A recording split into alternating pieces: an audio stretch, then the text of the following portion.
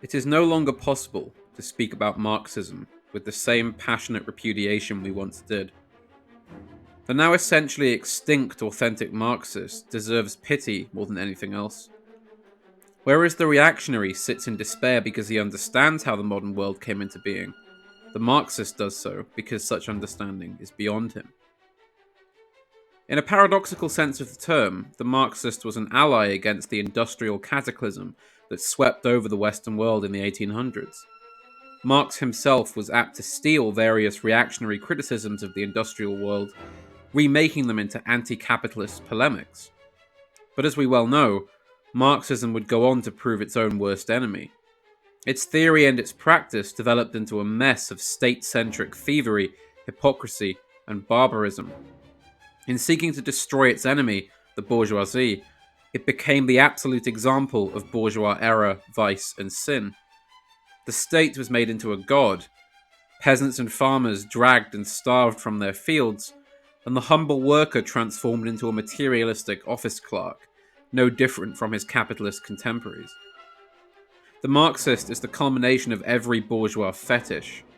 He believes that the management of a society of men is merely the administration of property and money. He believes that Beethoven, Shakespeare, Leonardo were mere products of a displaced labor, mere products of education and status, rather than particular individuals blessed with an elevatory gift from God. The false doctrine of capitalism preaches that anyone can achieve any material end should he succeed, but the false doctrine of socialism merely eliminates the middle step, and preaches that everyone deserves the material end he desires by force. Greater tragedy meets the Marxist of the 21st century.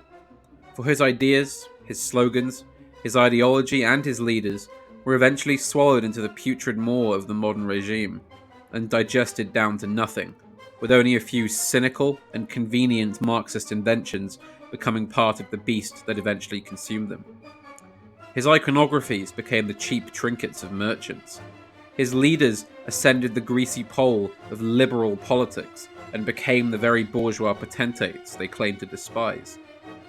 Since Marxism is built upon the sin of envy and the appetite for covetousness, there has never been a Marxist who was able to resist the charms of wealth and comfort when offered in exchange for his principles. Marxism was once an ideology, now it is a career path. Indeed, Marxism itself is a Faustian bargain for the intelligent man. Its dogmas demand more slavish ignorance than any religion. To be a doctrinaire Marxist, one must first, like a liberal, forget the obvious lessons of history, and second, profess belief in an encompassing theory that reduces all of human history down to a 10-word syllogism. Has it not been said before that some ideas are so stupid only intellectuals could believe in them? But the intelligent mind revolts and screams in agony as it is grafted around the idiocies of Marxism. As every Marxist state collapses into tyranny and corruption, the Marxist is compelled to produce volumes of apologia with a fervor that would impress the scholastics.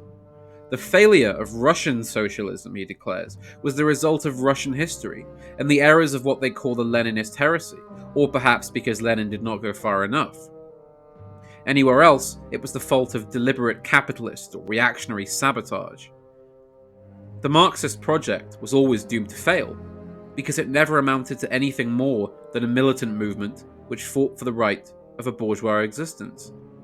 In actual fact, Marxism was always a costume for the bourgeois to wear in order to exercise the worst bourgeois vices without ever troubling their morality. Those social movements which spoke on behalf of the authentic working class never expressed a desire to destroy the traditional bonds of the community or violate the sacred right of the yeoman to his property. Those who call themselves Marxists now are simple agents of the regime. They either abuse the term in a blind stupidity, trying to claim that which the machines of money and vice already swallowed and appropriated, or those who revel in the libertinism and sin of the modern world, and simply require a good old respectable cover under which they can display their naked envy against those who are somewhat richer than them. In the end, it all came to nothing. The Marxist's true enemy was not the capitalist, but the disciple of Christ, and the battle between them is now a faint memory in the minds and souls of those who still remember the conflicts of the 20th century. As Gomez Davila predicted, the immediate future lies in the hands of neither the Communist Manifesto nor the Bible, but rather in the hands of corporate finance and pornography.